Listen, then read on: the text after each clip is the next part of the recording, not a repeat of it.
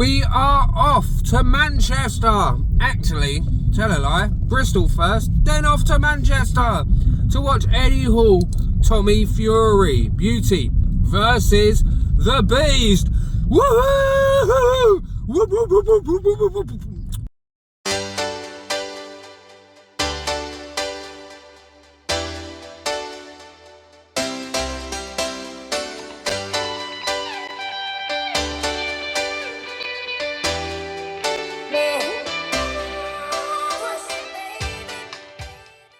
I am super excited to be going on this road trip in a minute. Picking up my wife in half an hour, Alicia, picking her up in half an hour. She finishes work. The car's already loaded, everything's packed. And then we're shooting straight 2.5 hours to the hotel for stay number 1. And then we'll talk a little bit about the up and coming event. No butter, no sauce. How did I get away with selling that? Eh? What is that? Oh, wow, that's what it is. No mustard, no ketchup. So we're going to be picking the wife up. Picking Alicia up. It always sounds funny when people say it. Picking the wife up. Yeah, going to Bristol, spending the night there. And then we'll talk a little bit about the undercard, talk a little bit about the stuff that's happened. So much tension, been kicking off. Is there any need for it? Does it make the fight game better? Does it make the entertainment better? Well, we can talk about that as well. Everyone's going to have an opinion. Some people are going to be respectful, some people are not. Just like in life. Same as in boxing. So we're going to talk about that. The undercard and the main event. And what my predictions are for each undercard and each main event. From there we will go on, travel another 3.5 hours to Manchester, to Mane. Yeah, go stay in the AO hotel. And tonight we're staying in the Filton. I did think we were staying in the Hilton, but apparently it's called the Filton.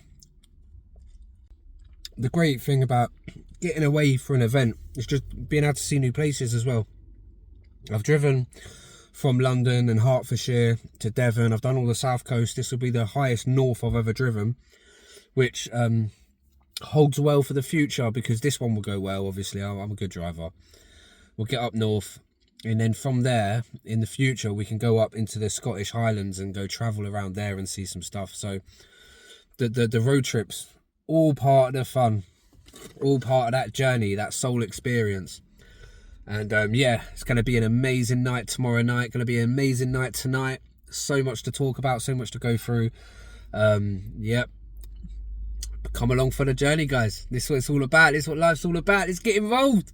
Let's get involved. Hey, I feel like I've got a microphone.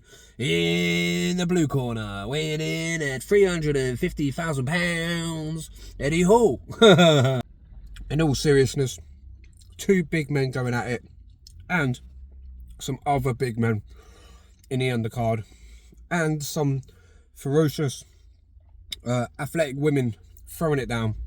Respect to all fighters.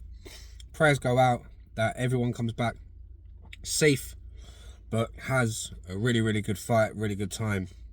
And on that note, it's going to be time to go grab Alicia in a minute, grab my wife, and get off to Bristol. Or else I could be in very real danger of rabbiting on for another half an hour. It's growing on me. It's growing on me. Get this packs. 321. Okay. Here we are in Bristol.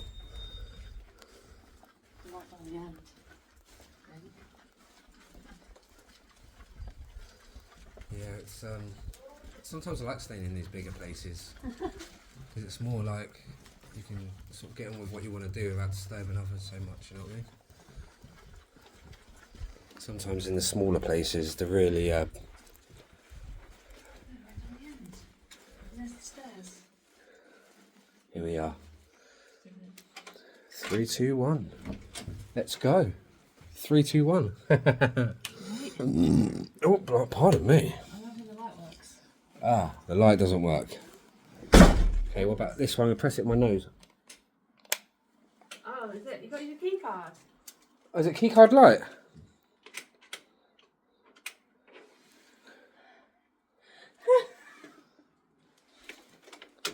Hey! Oh! You gotta leave your key card in there. Got to leave it in there. Yeah, we've got to anyway. Ooh.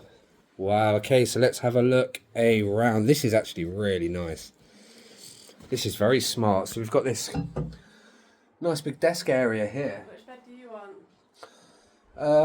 Which bed do you want? This one. You want this one? Yeah. So that's my bed over there in the corner. Okay, here we go. Oh, can't be bad, can it? Stuff's down here. Oh, you brought an extra pillow. There's only one pillow. Oh, yes. Is there extra pillows up there? Right. Is that a fan? Is that aircon? We're going to get comfortable. Going to sort ourselves out, something to eat, have a drink, have a look at the view of some sort of security thing over there. This is our view. I think that's a Sainsbury's car park. Oh yeah, it's a Sainsbury's over there. There's a Sainsbury's literally across over there. That's handy. It's really handy. So this is it, yeah. And then later we'll be talking about the fights coming up and giving the predictions. But for now, we've just had a 2.5 hour drive. Time to relax, and then tomorrow we're carrying on up north to Manchester. Right, we're here. We've made it to Bristol, and it's time for the prediction part of the video. The doors open. Wow, that is noisy, isn't it? We've got a motorway right there. The doors open at 5. The first fight is going to be kicking off around 6 o'clock. I'm going to be rocking up about 5:30, 20 to 6, grab some food, some drinks, and then we're going to settle in for the evening. But let's get on with the predictions. So, the first fight at 6 o'clock. It's going to be Kalis Karim versus Luke Nevin. There has been some real tension between these two. Karim has been giving it the big one with Luke Nevin. Luke Nevin, ex-soldier who left the army, fell into addiction because he didn't know what to do with his life, and found saviour through fighting, found a sense of peace and a sense of recluse. So I like Luke Nevin. I like his attitude. I like the fact that he's turning up to fight and he's not giving it too much of the Billy Big Bollocks. He's kind of just being himself, being real. The way Kalis Karim was going on, I'm going to be rooting for Luke. And I'm going to put my money on Luke for the first fight. I'm going to say Luke Nevin, fight number 1. Okay, at 6:40 roughly, around 20 to 7, Sheena Bathory versus Tina Snows. Now, I saw some sparring yesterday. I did watch the sparring, and Tina Snow looked very soft. Her punches looked very soft. I'm not saying she's a soft girl or she's weak, but the technique, there wasn't a lot of hip movement, there wasn't a lot of thrust, there wasn't a lot of energy. Maybe she's holding something back. I hope so, because the woman she was fighting was giving it beans. Bang, bang, bang. It kind of looked like Tina Snow was going to get fed to the wolves. So unfortunately, I've got Tina Snow to lose in this second match, and I've got her opponent, Sheena, winning. So I've got Tina Snow losing on the second match. And then after that, about 7:05, or down here we've got 6:07. We've got Little Belsie. Now her opponent, she's got a new opponent who stepped in, the crazy Asian woman, and she is an ex-UFC fighter. Little Belsie, I'm not sure what she's done.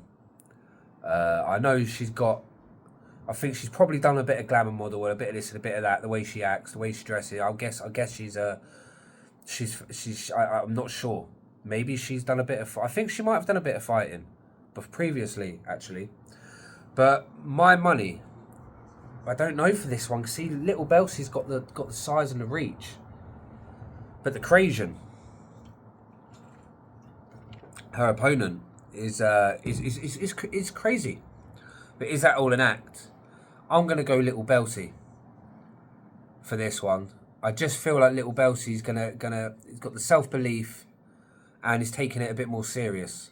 So I've got Luke for the first one, and then I've got Sheena for the second one. I've got Little Belty for the third.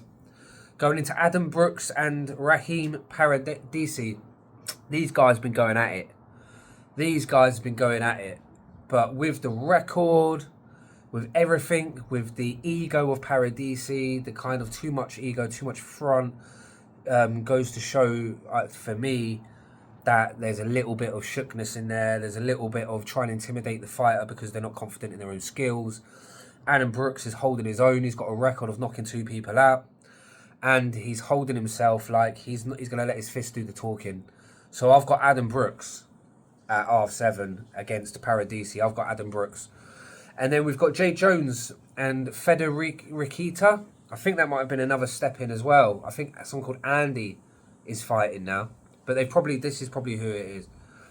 Jade. No, it is Jade. No, sorry. Yeah. So, no, it is Jade. Sorry, yeah. Jay Jones. Yeah, I think we're going to have to go with Jay Jones. I've got a mate called Jake Jones. And I think that's about all I've got to go on that. I've got a mate called Jake Jones. Therefore, it's easy to remember for this fight because we're getting into it. Jay Jones for the 8 o'clock fight. IB for Final Boss and Jordan McCann. If you haven't seen what's been going on, then you should have a look. It's been a gloriously entertaining lead up to these fights. IB for Final Boss. Jordan McCann, who actually punched Big Stacks the other day. His friends tried to grab the chain off IB for Final Boss, but trying to intimidate people, running around Manchester, causing mayhem. Very, very entertaining. But I'm going to have to give it to...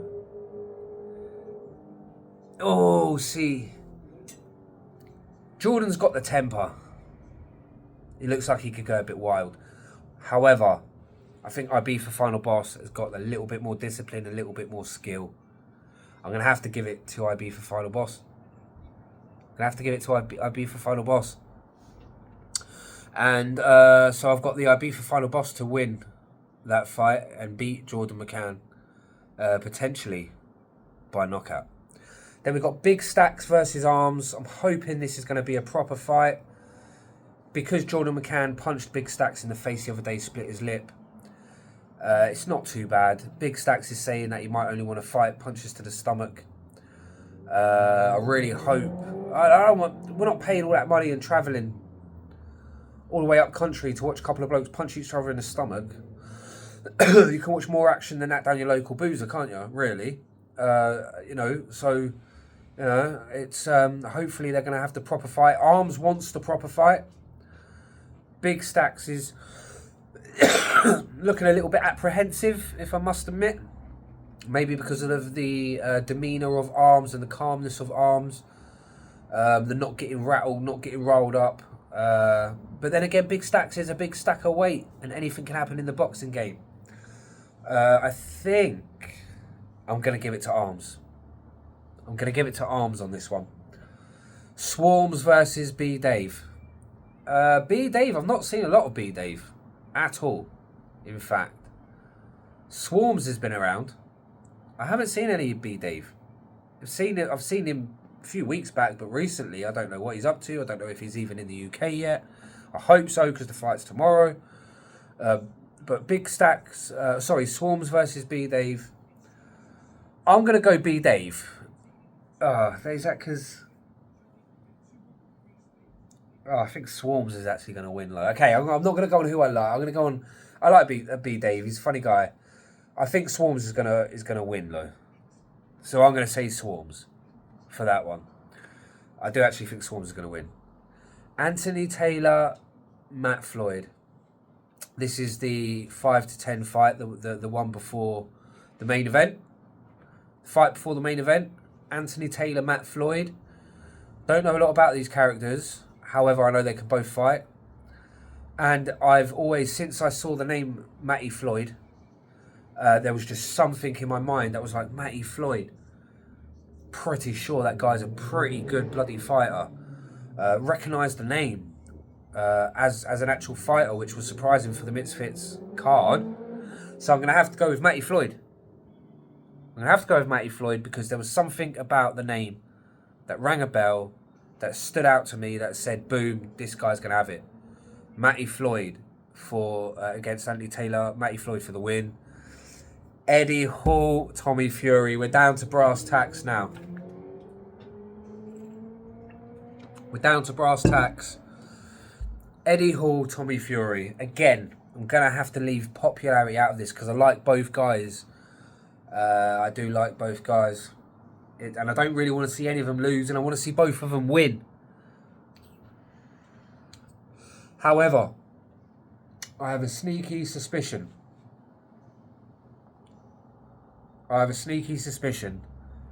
Eddie Hall is going to catch Tommy Fury with a big right hand, left hand, a big hook, swinging hook. I think he's going to clip him. Not knock him out, I think he's going to clip him and wobble him. I then think he's going to charge in and just charge into him and just weigh in. Probably not land a lot of punches, but just, it's going to look quite vicious. Tommy's going to be trying to find his balance with Eddie chasing him around the ring. I think the ref's going to get a little bit ahead of themselves and think, God, Tommy could be killed here if Eddie catches him again, because he's not. And I think he's going to call it off whilst Eddie's charging Tommy again for the second time while he's trying to catch his bearings. Very specific. That's how I see the fight. In the second or third round, I see Eddie clipping. I would say, I'd be surprised if it was the first. I think they'll be feeling each other out a bit more in the first. But I do think that in the second round, I think Eddie Hall's going to clip Tommy. Tommy's going to stumble. He's going to charge him. He's going to be able to keep away from him for a while. The ref's going to see what's about to happen and jump in before Tommy gets completely sparkoed. However, Tommy's looking really, really, really healthy. Tommy's looking really good. He's got the skill.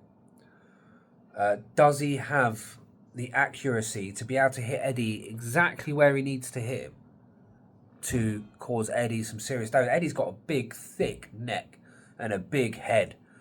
And I reckon I could punch Eddie in the face my hardest. And unless I hit him in the right spot, he probably wouldn't faze him too much.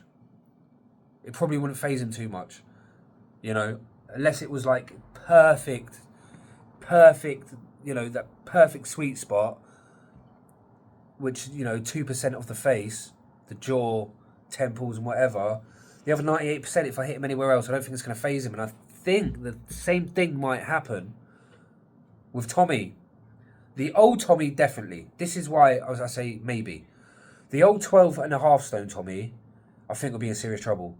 We're looking at a 15, 16 stone, 17 stone Tommy Fury walking into that ring. And you can see he's put on the weight. He's put on 3-4 stone for this fight. So, at this weight, yeah, I think Tommy could have he's definitely in with a shot of winning. But I just don't know. I don't know. If Eddie's cardio holds out, I think he can win. So I have to make a decision. I'm going Eddie Hall. Believe it or not, I'm going Eddie Hall to win the fight. I think he's going to win it. I want Tommy to win, but I want Eddie to do well as well. But I kind of want Tommy to win. I want the smaller guy to beat the bigger guy. Always do. I always like the small guy to come out on top. So I'm going to be rooting for you, Tommy. But I do think I think he's going to win. I think he's going to clip him. Takes that one little clip. And the difference is, where Tommy's got to hit Eddie square on and get a really good shot, Eddie doesn't have to hit Tommy square on. All he's got to do is clip him with 50% of his power. And it's going to be hard for any man to withstand that. A clip round the head with no helmet. And I don't know, I think they might have 10 or 12 ounce gloves. Not very thick. So, they're my predictions for the fight. Going to sit back now, watch a film, relax, drink a coffee and get ready. We'll be off. We'll be up having breakfast in the morning and we're off. Leaving here at 10 o'clock in the morning, which means we've got 11, 12, 1. About half 1, we'll be entering Manchester. From there, we'll do another update.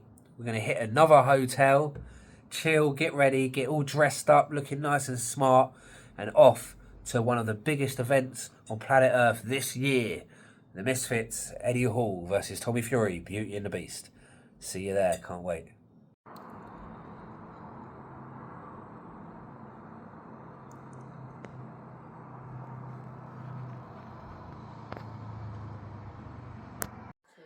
It is the morning of the event and we're going to go get some breakfast in a minute. However, we were planning to visit one of the largest Primarks in England, in Bristol. I know, super exciting. The wife's very excited. It's close. But we've just found out the world's largest Primark is about an hour and a half away in Birmingham. And we're going through Birmingham to get to Manchester, which interestingly holds the world's second largest Primark. It was as if this trip was meant to be. For me. For you. So I'm in an iron. We might detour. I think we might go to the world's largest Primark today. 100 and... Was it 100 and... 150? 100 and... Hang on a second. 140,000... 160,000 square foot. It was like 160,000 square feet. 3 stories high. Packed to the rafters with cheap clothes. Some more expensive now, but affordable. Affordable material that you can wear on your body. It holds a Guinness World Record. It holds a Guinness World Record. Oh, how can we not? It's 5 floors. 5 floors, the one in Birmingham. Yeah. 5 floors. 5 floors. That's insane. That's mad. It's got a Disney calf in there. A Disney calf. So we've got a Disney calf, we've got 5 floors. And the world's largest Primark. I mean, even I would like to say I've been there, to be fair. Just to say. You know. We'll let you know what we decide. Right, we've stopped off in Birmingham. We've just been driving up north another hour and a half. So we've stopped off here. We're halfway up towards Manchester, right in the middle of England. And we're in the Bullring shopping centre in Birmingham, famous Bullring shopping centre, and we're just about to go to the world's largest Primark. And here it is, the world's largest Primark. 160,000 square feet, 3 floors of bargain clothes. Scrap that, it's actually 5 floors. Let's go.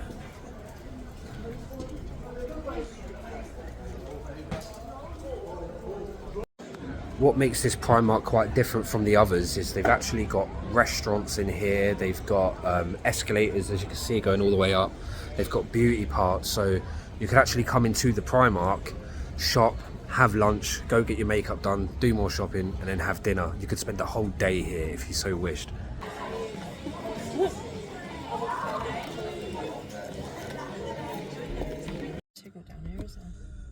Oh, we've arrived at Manchester.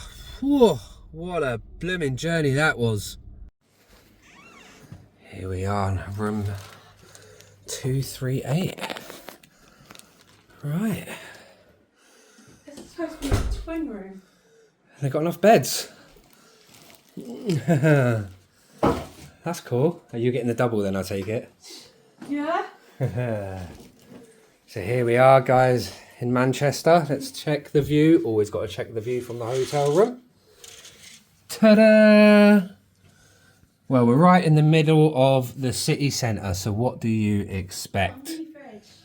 Here we are. This is a pretty cool view, though. You know, there's the city centre, look, right there. There's all the people down there doing their thing. Look at the bathroom, though. Right, one thing we didn't do in the last place was check out the bathroom, but that's all. This is cool, look, got safe. A fridge. And it works. Oh my God, they've got an actual fridge in here. I know. Oh, wow. Look at this shower. I'm definitely having a shower in a minute. Oh. Yes. Hey, we are happy. Yes, we are. And the event kicks off in about 3 hours' time. Eddie Hall versus Tommy Fury. Yes, the road trip was fun, but we're now here for the main event. Will all my predictions of the fights come true? Let's wait and see. But for now, time to chill out and relax in our beautiful hotel room. Have a shower, have a change, get ready. Bob's your uncle, Robert's your brother. No, wait. Bob's your uncle, Robert's your mother's brother. That's the one. Right, I was getting a little bit upset about this room. The fact that there is no kettle. You have to go down the bar to get a coffee. But I'm just about to have a shower. And look what we got. One of these giant... I just got a static shock off that. One of these giant ones here. You know, never had a go in one of these showers before. What are they called? Rain showers. Are they called rain showers, are they? Rainfall shower, yeah, I've got to be careful. Butt me, and the mirror's there. But yeah, time for a rainfall shower.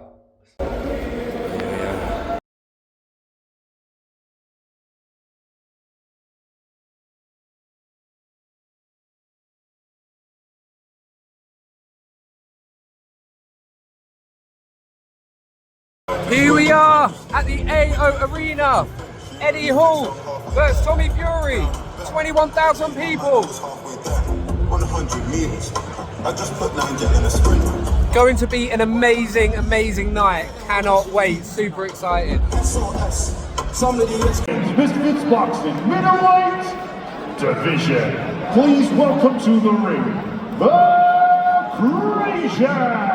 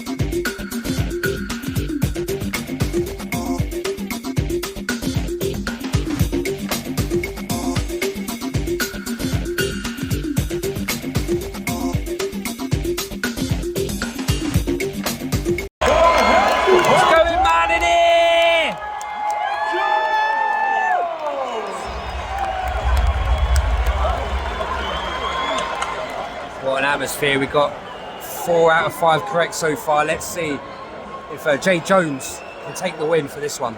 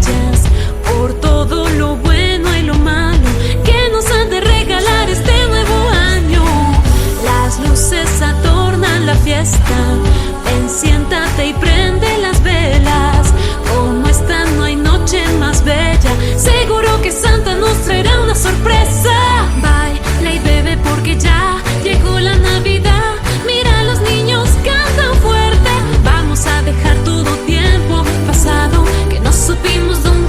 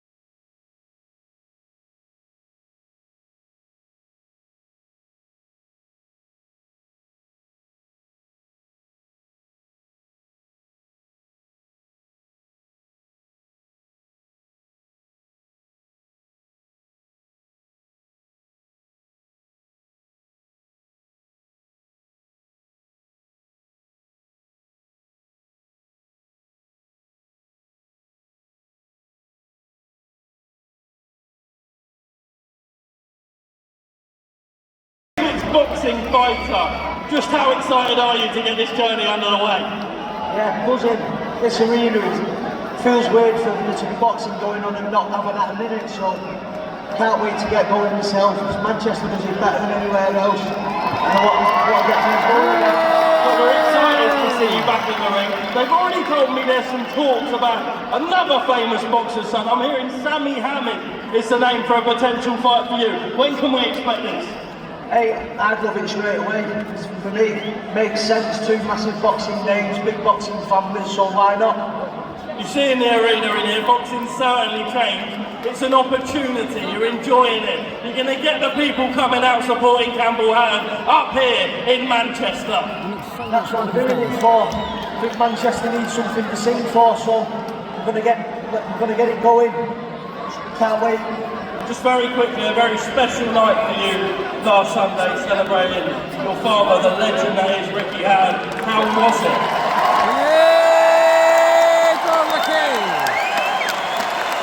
That speaks volumes.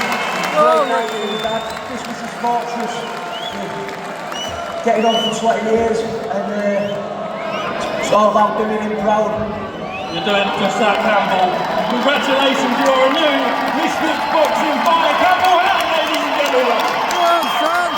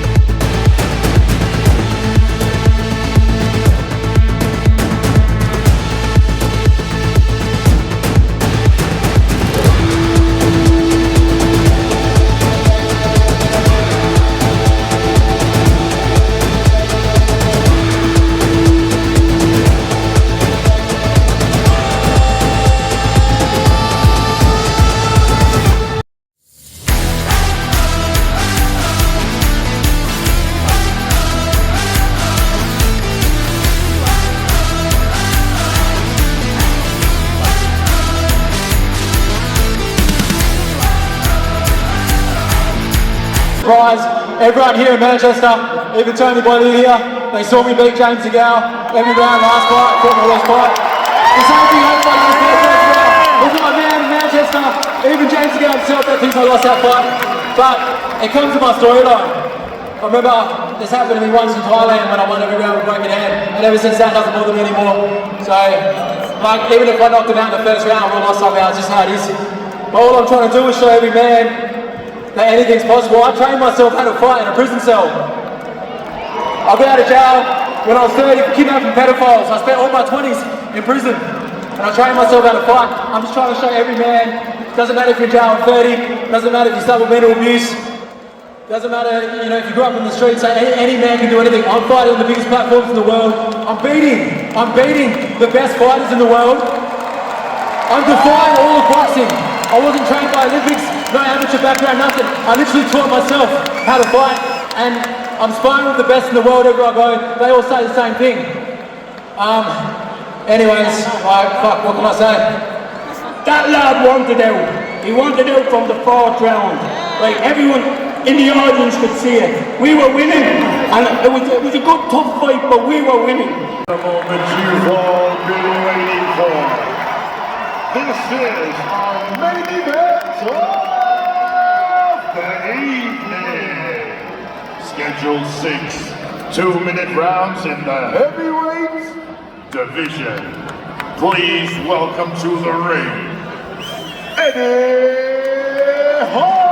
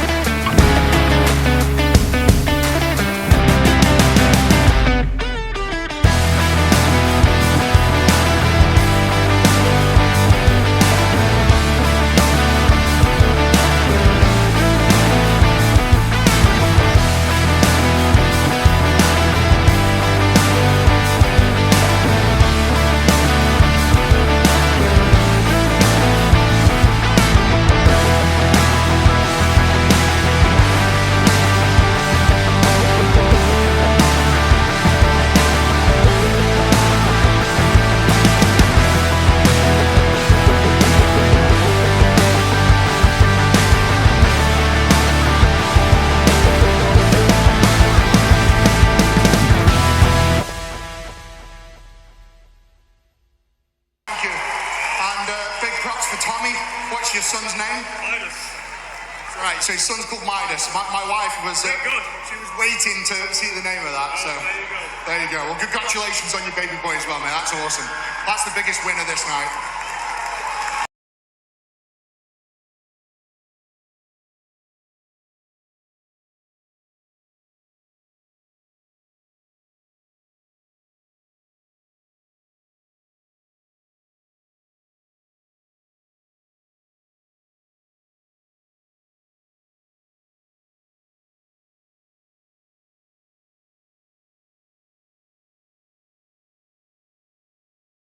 And it's 12:30 at night. Time to get back to the hotel. Back at the hotel after a crazy night. We're a bit too tired to do much talking right now, but we're gonna have a sleep. And tomorrow we'll have a recap on the night and all the events, and go from there. So good night for now, and I'll see you in the morning. It's the morning after the night before, and everyone slept quite well. Everyone's a bit tired. What a night. I feel like I've had sensory overload. I feel like my brain's been blown out. But we got the 5.5, 6 hour drive back to Plymouth today.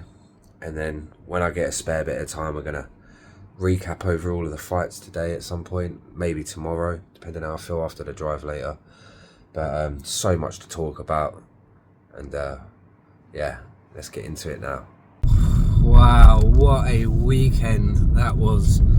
You know, that was my first ever boxing event that I've ever been to, and it was a Misfits boxing event.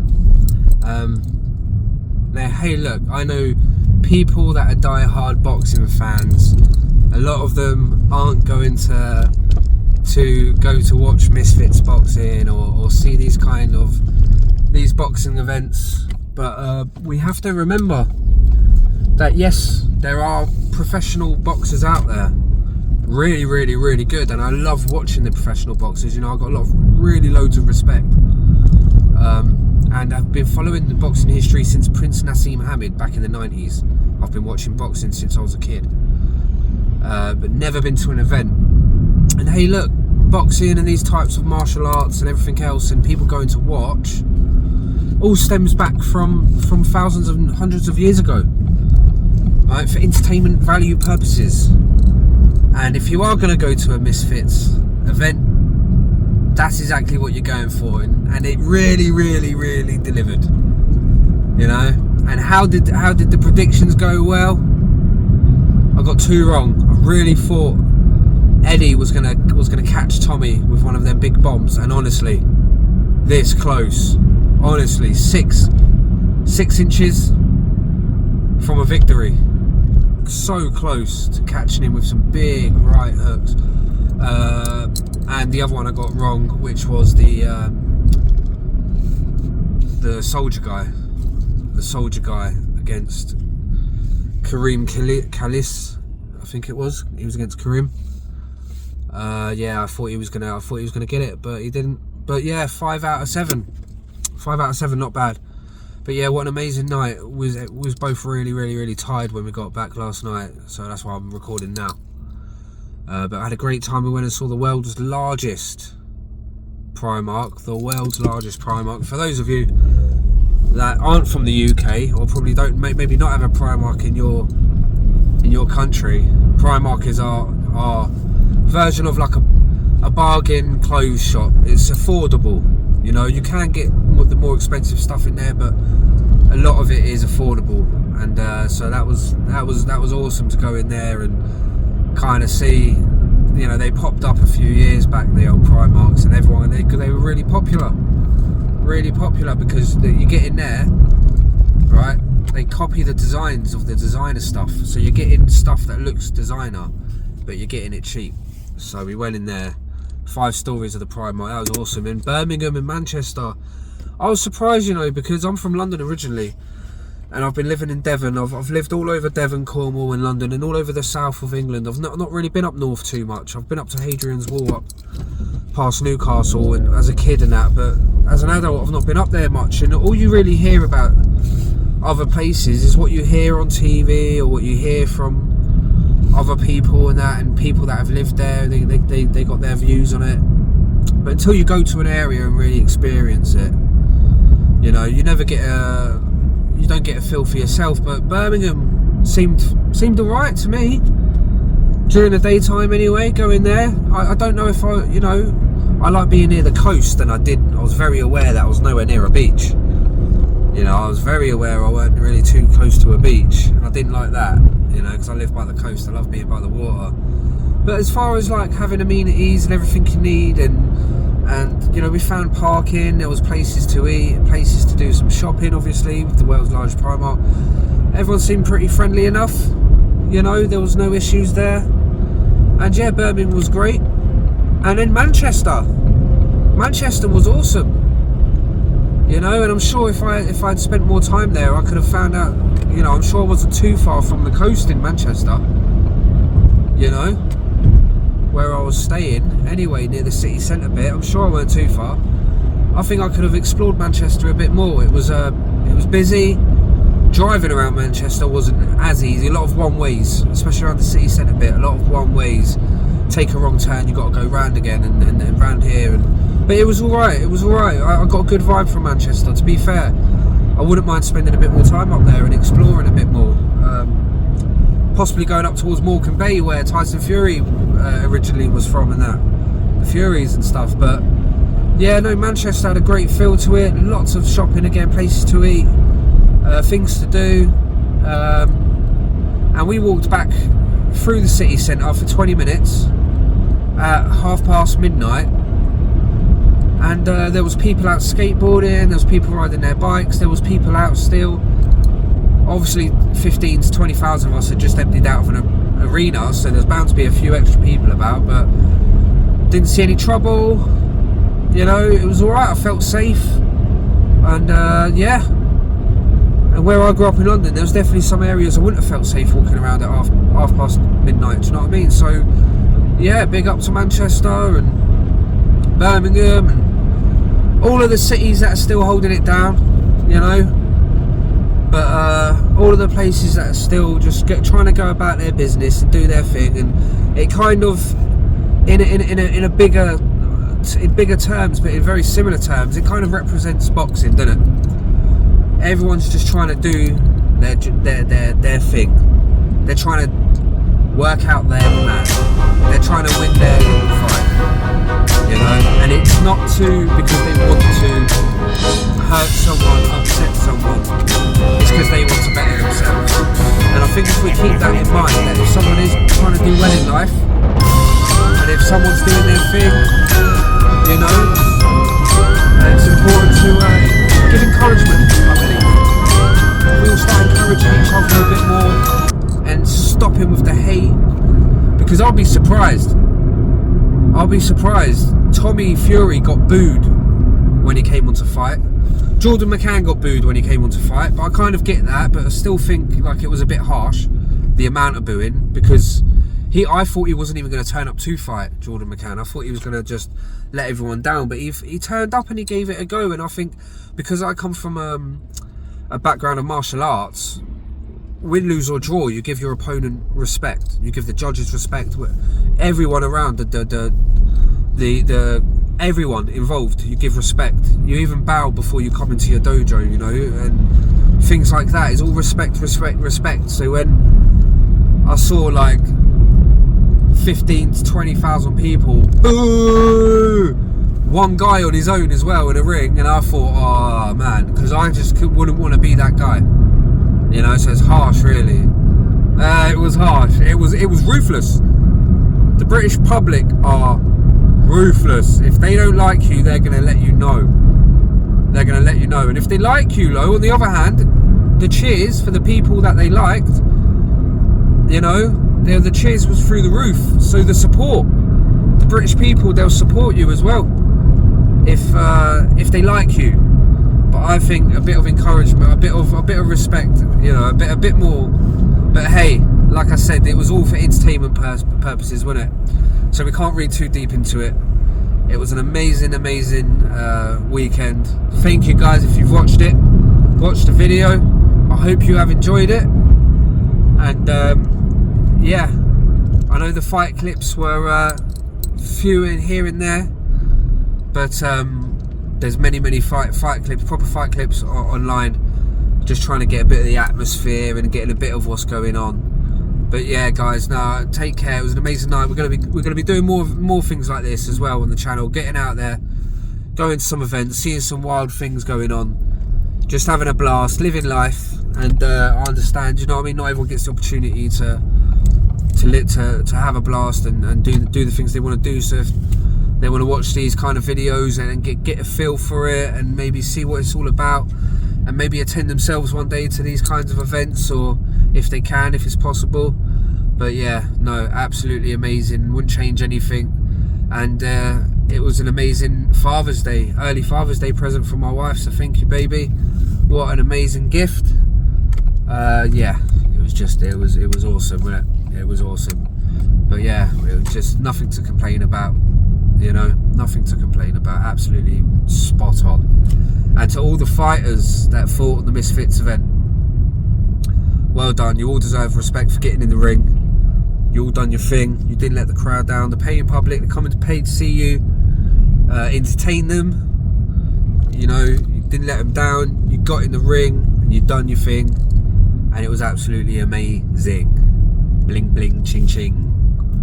Let's leave it there. Peace.